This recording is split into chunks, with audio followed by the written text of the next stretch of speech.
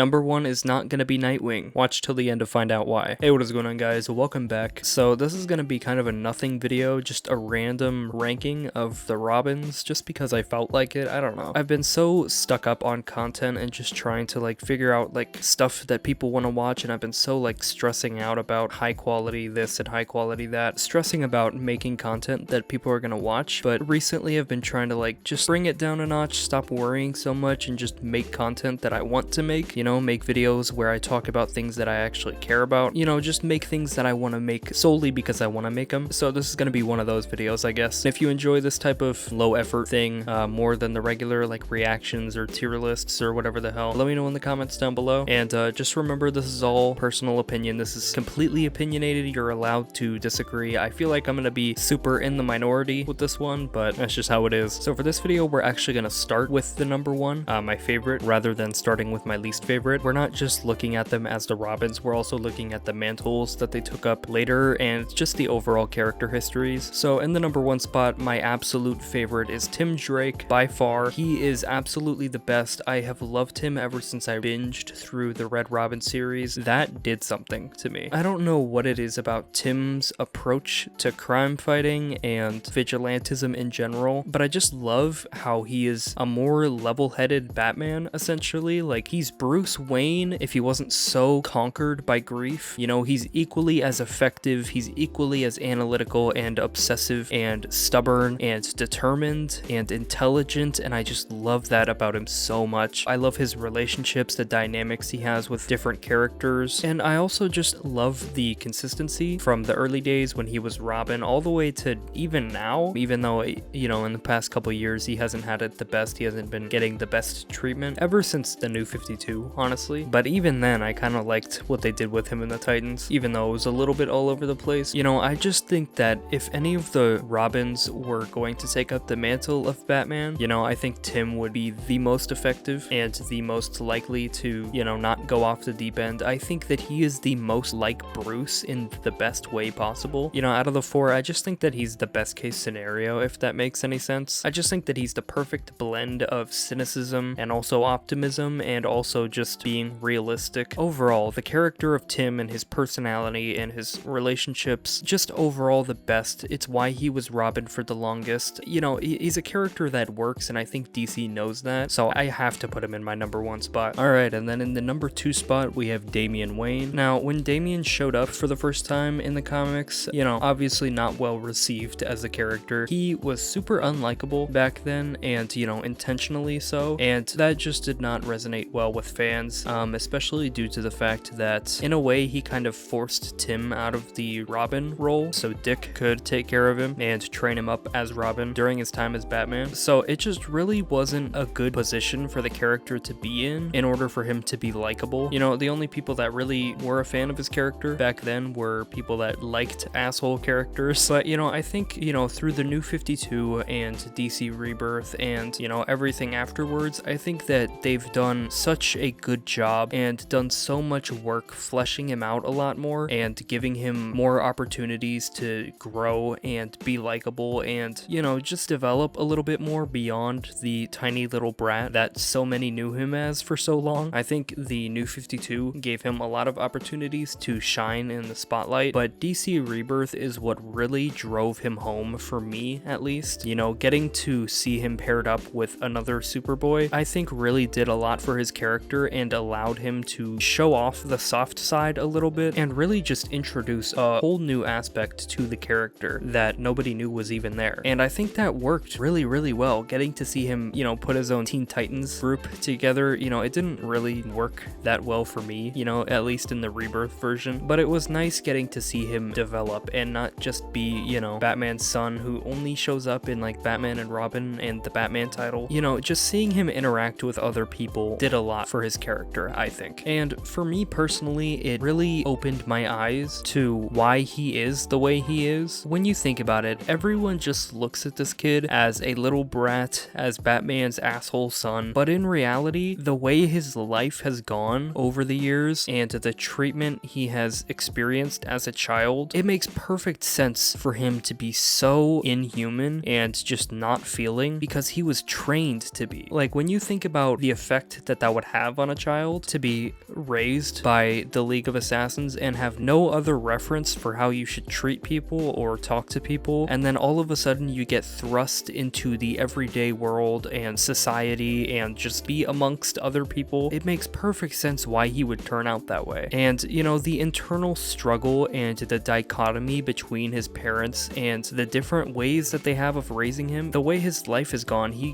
goes from one bloodthirsty, just ruthless group of assassins literally being trained by an army, and then you go over to dad's house and then all of a sudden you have to throw all of that out the window and unlearn all of it because it's wrong, even though it's all you've ever known your whole life. The situation that he's in, it makes so much sense for him to be confused and to need so much time to grow and to soften up on people, and you know, just getting to see that development in real time with other characters like Batman and Nightwing and John Kent, that has been really interesting to see. And they've already done so much with this character. He's already been through so much at such a young age, so I'm really interested and really curious to see where he goes in the coming years. I want to see how he develops even further. I like what they've been doing with him. I hope they continue on developing him naturally like this. He's just such a unique and special character to me, so I just had to put him at number 2. Alright, then for number 3 we have Jason Todd. Now, similar to Damian, I really like Jason because of his inner turmoil, and honestly I think the main thing that attracts me to his character is the fact that he is a constant reminder of what happens when Batman fails, and honestly is kind of Bruce's worst nightmare, and a great example of why Batman not only refuses to kill people but also refuses to